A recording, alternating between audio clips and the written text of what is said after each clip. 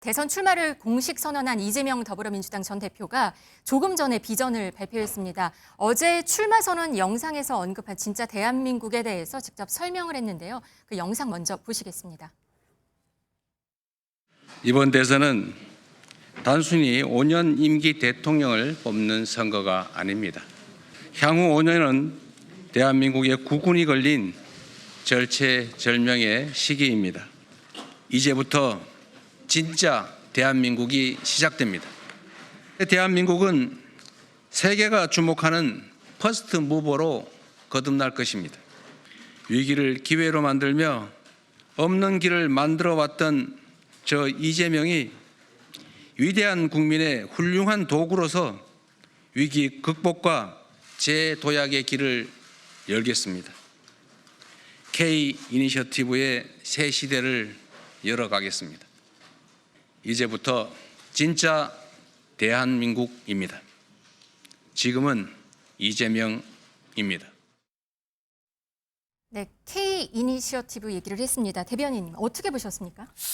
저 K 이니셔티브 K가 무슨 의미인지 네. 저는 좀 의아합니다. 이게 코리아를 말하는 건지 키를 말하는 건지 좀 걱정스러운 부분이 있습니다. 왜냐하면 킬? 그러니까 KRLL 네. 이런 부분을 좀 걱정하는 이유가 뭐냐면 시장 경제를 킬하려는 거 아니냐라는 우리는 그런 식으로 해석할 수밖에 없는 거예요. 지금 이재명 대표가 주장하고 있는 거는 사회주의적 사회주의적 경제입니다. 그러니까 자유시장에 맡겨 가지고 공급과 수요에 따라서 저절로 선택해서 확장되는 그런 시장이 아니라 국가가 적극적으로 개입해서 인위적으로 만들어가는 그런 시장을 얘기하고 있는 거거든요. 그래서 지금 저희는 재작년에 그리고 윤석열 정부 3년 동안 이끄는 동안 대미 수출 실적이 역대 최고입니다. 건국 이래 미국에 가장 많은 수출을 했을 때가 윤석열 정부가 있을 때예요. 그리고 반도체 수출도 역대 최고였고요. 그리고 원전도 수출했지 않습니까? 이런 식으로 경제에 대해서 분명히 성과가 있는데도 불구하고 경제가 3년 동안 망했다고 얘기한 것은 일단 팩트 자체가 틀렸다고 말씀드리고요. 요즘 많이 어렵죠. 그러니까 요즘은 좀 떨어졌지만 어쨌든 3년 전에 윤석열 정부 이끌었던 문재인 정부는 상당히 다르다. 문재인 정부 때는요 빚이 얼마였습니까? 5천억이었습니다. 5천억. 그러니까 이렇게 이제 역대 정부가 만들었던 빚보다 가장 많은 더 큰 빚을 져가지고 다 모은 것보다 가장 큰 빚을 져가지고 많은 부채를 지고 윤석열 정부에 넘겼기 때문에 윤석열 정부가 경제 살리기 위해서 굉장히 공을 많이 쏟았다. 네. 노동 개혁도 이제 하면서 노조들의 그 회계 투명성도 많이 강화를 했었고요. 그다음에 52시간제도 유연하게 하려고 노력했었습니다. 분명히 이런 성과가 있는데도 불구하고 마치 경제가 뭐 다 망한 것처럼 이렇게 프레임을 짜가지고 말한 것은 사실이 아니다. 일단 그 말씀 먼저 드리면서 네. 중국의 사회주의적인 어떤 국가 주도의 시장 경제를 도입하자는 것은 굉장히 위험하다. 지금 우리나라가 이 짧은 기간 동안 경제적으로 급성장할 수 있었던 것은 자유민주주의 기반의 시장의 성공이었던 것이지 국가 개입은 이제는 더 이상 말할 때가 아니다. 과거를 회개하는 그런 사회적인 시장 경제는 좀 바람직하지 않다고 생각합니다. 자유민주주의 시장을 꼭 추구해야 된다. 이 말씀하셨어요. 부위원장님 어떻게 보셨어요? 뭐 저는 좀 이준유 대변인이 무슨 말씀하고 계시는지 모르겠어요. 뭐 경제적으로 부유하게 사시는지 모르겠습니다만 국민들이 굉장히 힘들다라고 말씀드려요. 지금 주식시장이 2,400포인트 이하로 떨어졌잖아요. 많이 좋아졌죠. 그 주식시장보다 더 어려운 건 외환시장이잖아요. 네. 뭐 유로화가 1,600원을 넘었고요. 그다음에 달러화가 1,450원을 넘어갔어요. 이건 기업인들에게는 치명적인 타격이거든요. 근데 이렇게 급등한 계기가 12.3 내란이잖아요. 그러면 국민들이 윤석열 전 대통령의 이러한 위험천만한 결정으로 인해서 국가 경제가 붕괴됐다라고 판단하고 있고 뭐 300조 이상의 경제 손실이 있다라고 보고 있거든요. 그런 측면에서 윤석열 전 대통령이 3년 만에 국가 경제를 정말 망가뜨렸다. 그리고 오직 한 기간 동안 이재명 대표에 대한 악마화, 범죄화 이런 프레임 짜기에 너무 기울였다. 그래서 국민들이 현혹되기도 했습니다만 뭐 공직선거법이라든가 또 위증교사 문제에서 다 무죄 판결 받았잖아요. 결국 자신들의 행위가 결국에는 반대로 돌아온 거예요.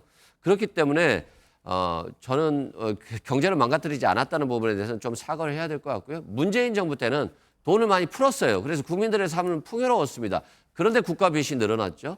그런데 윤석열 정부에서 국가 빚을 늘리지 않겠다라고 했는데 3년 동안 170조 이상 늘어났어요. 그러면 이게 지금 국민은 돈도 못 써봤는데 빚만 늘어난 꼴이잖아요. 그래서 국가 경제가 붕괴됐기 때문에 저는 이재명 대표가 실용, 경제, 민생 이걸 기치로 해서 유능한 경제인의 모습을 좀 보여줘서 국민이 좀 풍요로운 삶을 만들어주면 좋겠다라고 생각합니다. 제가 조금 반론을 좀 드리고 싶은데요. 네. 그 문재인 정부 때 최저임금 급상승한 거 있지 않습니까? 이게 단기간에 역대 최고의 실업률을 만들었었어요. 최저임금을 올리니까 자영업자들이 전부 다들 해고하고 직접 가족들이 다 발벗고 나서야지만 가게가 운영될 정도로 굉장히 안 좋은 부작용을 만들었었고요. 청년들의 실업 문제 그리고 부동산 정책 25번 했는데 25번 모조리 실패했습니다.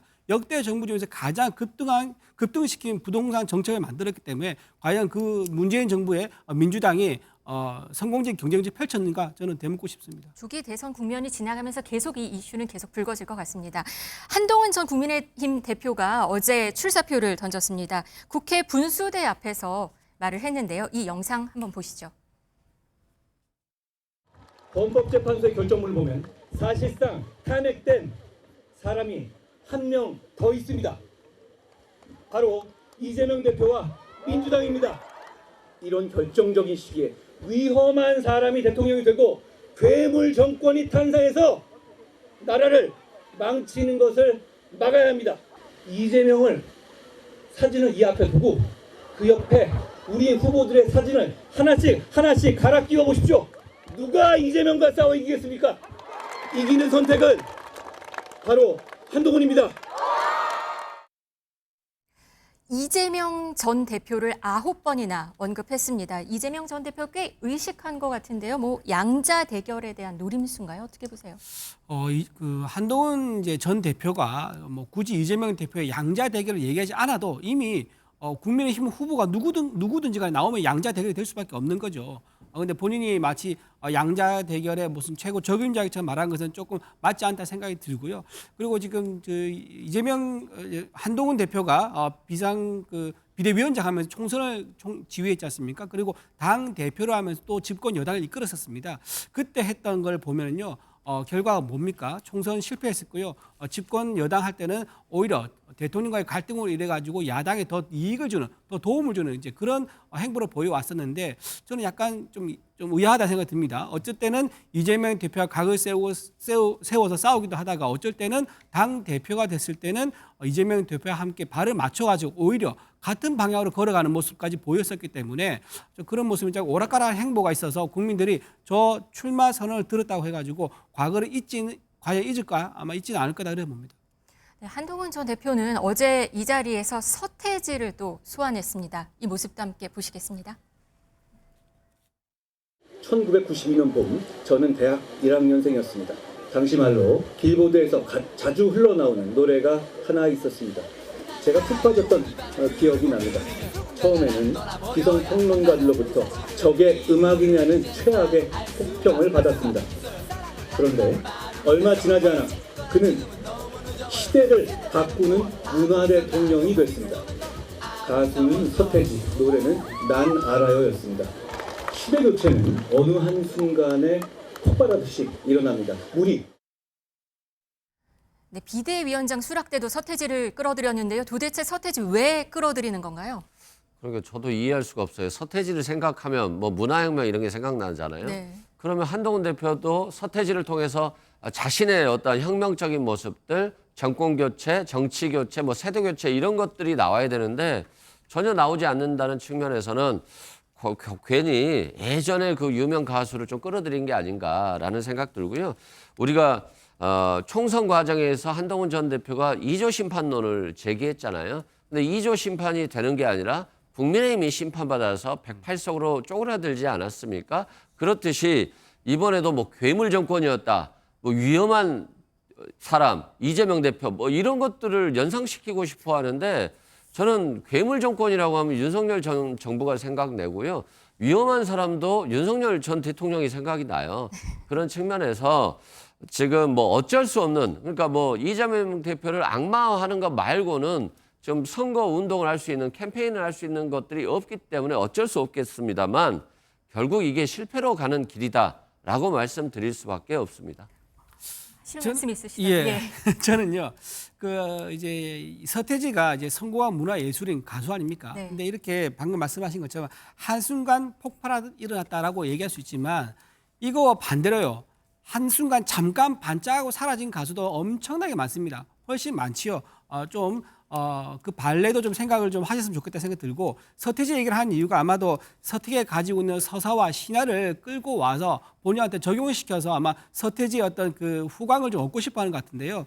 저는 90년대 대스타를 끄집어 와서 지금 얘기한 과연 맞느냐? 우리 미래를 가서 지금 얘기를 해야 되고 미래의 어떤 지도자 지금 대한민국 체제 변화를 어떻게 할 것이냐, 미국을 손들어 줄 것이냐, 중국 손을 들어줄 것이냐 이런 기로에 섰는데 90년대 스타를 소환해서 얘기한 거는 과거 회기적이어서 좀 적절하지 않아 보인다. 그렇게 말씀드립니다. 그리고 그 또 하나 눈길을 끄는 게 윤 전 대통령 전속 사진가가 한 전 대표 캠프에 들어왔다는 얘기가 있습니다. 이거는 어떤 해석을 할 수 있는 건가요? 뭐 개인적인 선택이라고 봤을 여러 때 해석이 나오곤 있어요. 예, 개인적인 여러 해석요? 네. 제가 보기에 개인적인 해석이라고 생각이 안 드는데요. 뭐 한동훈 대표에 대해서 개인적 호감은 있을 수 있는 거죠. 누구나 다 한동훈 지지도 할 수 있는 거고 또 한동훈 대표에 대해 비판도 할 수 있는 거니까 아마 사진사 그분이 어떤 이제 청와대에서 일을 했다 해가지고 어떤 그 후광에 의해서 무슨 의미가 있다 생각한 것은 좀 과잉 해석 같고요. 사진과 개인의 어떤 개인적인 어떤 선호도 그렇게 봐야 될 것 같습니다. 조기 대선 시계가 빠르게 돌면서 지금 대선 출마를 위해서 여러 후보들이 국회로 모여드는 그런 모양새입니다. 네, 그리고 이렇게 출마 의지를 밝히고 있진 않지만요. 본인을 둘러싼 차출론, 대망론이 계속해서 불거지고 있는 한덕수 권한대행 얘기도 좀 해보도록 하겠습니다. 관련해서 어제 국민의힘 김대식 수석 대변인이 입을 열었는데요. 어떤 이야기가 있었을지 목소리 한번 듣고 오겠습니다.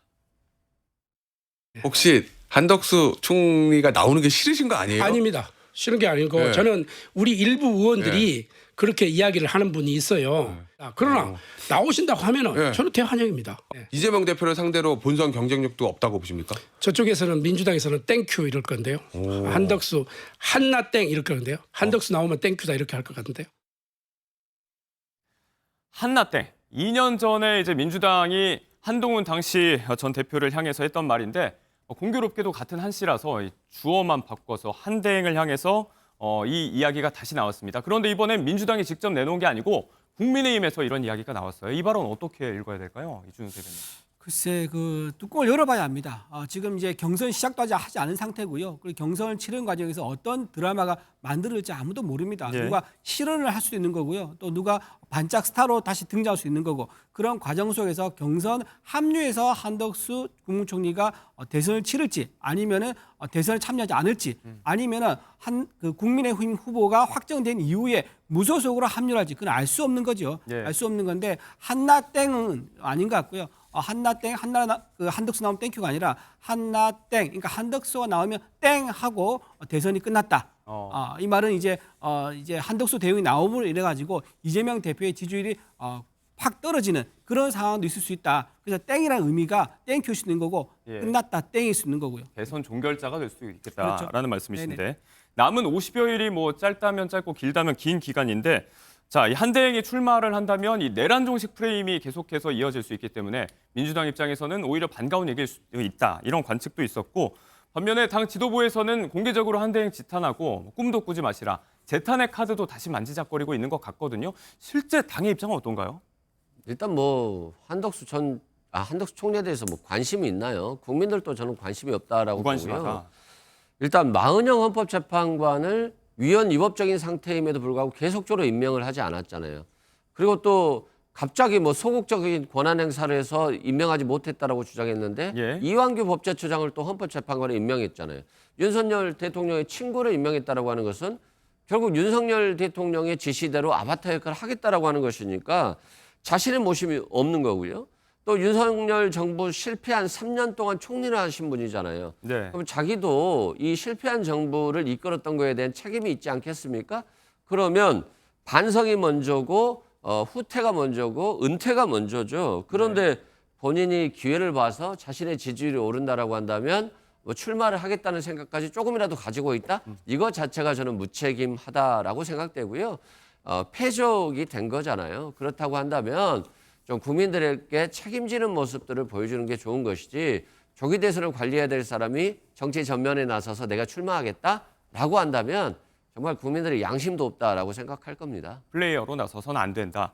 자, 이런 상황에서 최근에 바로 어제까지 이루어진 여론조사였습니다. 장래 정치 지도자 선호도 여론조사 결과가 나왔는데 이재명 전 대표가 37%로 가장 높았습니다만 주목해볼 것은 한대행의 이름이 처음으로 등장을 했다는 겁니다. 2%의 지지도가 또 드러나기도 했습니다. 일단 두 분께서 계속해서 말씀하고 계신 대로 한 총리 본인의 심경, 속마음이 가장 중요할 텐데 트럼프 대통령과 통화를 했다고 하죠. 여기에서 대선 출마할 거냐? 뭐 참모진들에게 유력한 출마 후보다 이렇게 이야기도 듣고 물어봤을 때 고민 중이다라고 답을 했다는 말이에요. 이거 총리실에서 뭐 진위 여부 확인해 주진 않았습니다만 가능성 어떻게 보시나요? 저는 이 뉴스가 총리실 통해서 나오지 않았다. 이게 되게 중요한 것 같아요. 이 뉴스가 어떻게 나왔냐면 미국발로 나온 거거든요. 미국발에서 나왔다. 이것은 아마 흘리고 싶었다는 의미일 것 같습니다. 그게 무슨 말이냐면 트럼프 대통령이 한덕수 권한대행을 지금 현재 실질적으로 대한민국 이끌고 있는 어떤 그 대통령 역할을 하고 있는 수장으로 보고 인정하는 거예요. 그럼 공식적으로 전 세계가 글로벌하게 지금 대한민국을 이끄는 수장은 한덕수라는 건데 만약에 그 트럼프 입장에서요. 예. 한덕수 권한대행과 통화를 해서 또는 얘기를 해가지고 얻을 게 없으면 통화할 일이 없습니다. 통화도 하지 않고요. 통화도 짧게 3분 내지 5분 형식적으로 그쳤을 건데 그러지 않습니다.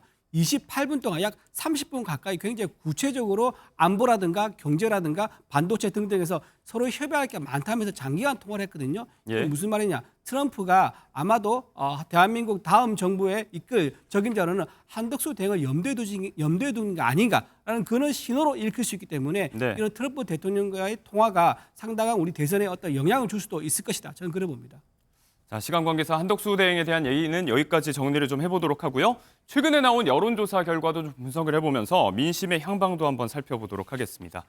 자, 우선은 민주당 이재명 대표의 독주 체제가 계속해서 굳어지는 것 아니냐 이런 분석이 있습니다. 양자 대결 추이를 살펴봤을 때 국민의힘 그 어느 후보와 붙어도 과반의 득표를 할 수 있을 것이다라는 조사 결과가 나왔는데 이승훈 부위원장님, 뭐 당내에서는 자신감이 계속해서 이어질 것 같습니다. 자신감이 있을 수밖에 없죠. 일단 국민의힘이 밭이 너무 안 좋잖아요. 원래 밭이 좋아야지 식물이 잘 자라는 건데 지금 뭐 무능하고 무책임하고 갈등만 일으키고 있는 국민의힘이기 때문에 어떤 좋은 후보가 나온다 할지라도 민주당 후보에게 이기기는 어렵다. 그리고 그 지금 후보들 몇몇이 보면 예. 윤석열 정부에서 나름대로 호의호식한 분들인데 결국 윤석열 정부가 파국에 이르고 파면되는 데 있어서 막을 수 있는 역할을 하지 못했잖아요. 그런 측면에서는 역량이 부족하다는 것이고 또 민주당의 이재명 대표에 대해서는 그 무죄 판결들이 다 속속들이 나오면서 과거 악마화했던 것들이 이제 씻겨져 나가고 있고요. 그리고 지금 이 시기에 압도적인 다수 의석을 가진 국회와 또 이재명 대표가 대통령이 된다면 신속하게 이 위기를 극복할 수 있는 원동력이 생길 수 있는 거거든요. 그리고 3년 동안 망가진 이 경제를 회복하는 데 있어서는 네. 좀 적합하다라고 보고 있기 때문에 민주당이 꼭 유능하고 책임 있는 그런 모습으로 대선에 승리해서 이 위기를 이겨 나갈 수 있도록 노력하겠습니다. 반대로 국민의힘 입장에서는 남은 50여일간 뭐라도 해서 좀 균열을 내고 이 지지율을 줄이겠다는 여러 가지 전략을 갖고 있을 텐데 이 와중에 거론이 되고 있는 게 또 이제 단일화 전략 중에 하나죠. 보수 진영의 단일화 러브콜을 받고 있는 이준석 의원 이야기를 좀 해볼 텐데 이런 여론조사 결과가 있습니다. 이준석 의원에 대한 지지층이 스윙 보터가 될 수 있다. 그러니까 이재명 전 대표와 맞붙었을 때 이를테면 김문수 전 장관이 후보가 돼서 맞붙는다라고 하면 또 지지하는 쪽이 달라질 수 있고 다른 후보들이 맞붙는다라고 했을 때는 국민의힘 쪽으로 좀 돌아설 수 있다. 이렇게 막판 스윙 보터가 될 수 있다는 그런 분석이 여론조사 결과를 통해서 나왔습니다. 자, 만에 하나지만 김문수 전 장관으로 후보가 결정이 된다면 국민의힘은 그러면 단일화 시도 안 할 건가요? 어떻게 보세요?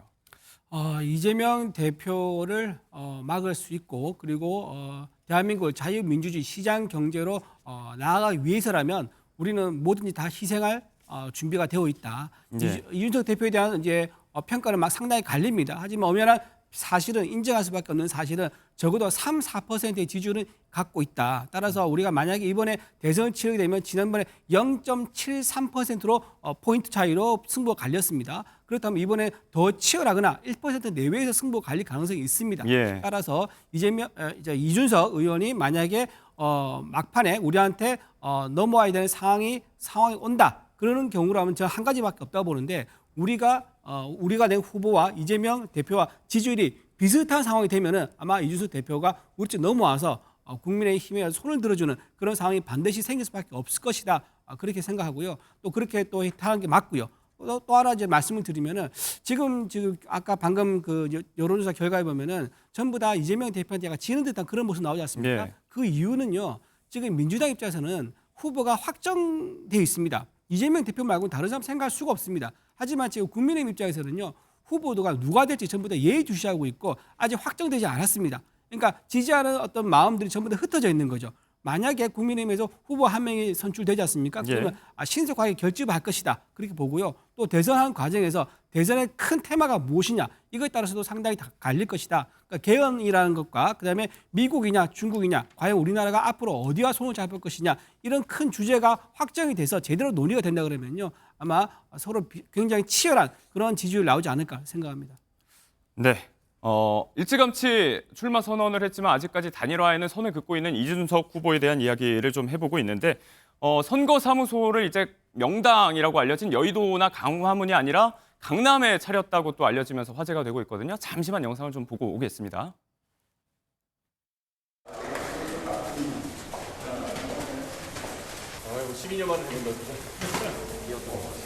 대한민국의 젊은 세대가 항상 넘쳐나는 이 강남역 일대 선거법상 제공이 가능한 커피 한 잔이라도 하시고 갈 수 있는 공간을 이렇게 마련했다. 그 대표가 백골을 하는 동안 엄청나게 많이 친해졌어요. 그래, 그게 정상적이지. 사무소의 접근성이 굉장히 좋다고 알려져 있는데 젊은 층을 공략하겠다는 전략인 것 같아요. 어떻게 보십니까? 그렇죠. 타겟층을 젊은 층으로 했죠. 그건 반면에 생각해 보면 대선에서는 어렵다. 이 기회에 자신의 주요 지지층인 젊은 층이라도 강남에서 한번 끌어들여서 새로운 모습, 좀 다른 모습을 보여주자 이런 측면인 것 같고요. 뭐 국민의힘에 넘어가겠습니까? 사정을 해도 안 갈 것 같은데요. 네, 두 분과의 말씀 여기까지 듣도록 하겠습니다.